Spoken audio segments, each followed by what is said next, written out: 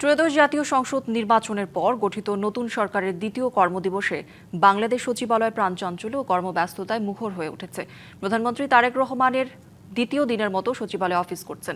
সকাল 9:15টার দিকে তিনি সচিবালয়ে প্রবেশ করেন। 17 ফেব্রুয়ারি শপথ গ্রহণের পর গতকাল ছিল মন্ত্রীদের প্রথম অফিস।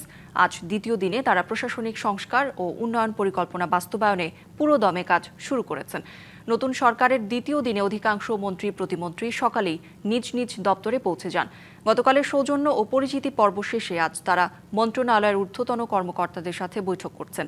প্রধানমন্ত্রী তারেক রহমান সচিবালয়ের 1 নম্বর ভবনে তার দপ্তরে গুরুত্বপূর্ণ ফাইল পর্যালোচনা ও প্রশাসনিক দিক নির্দেশনা দিচ্ছেন।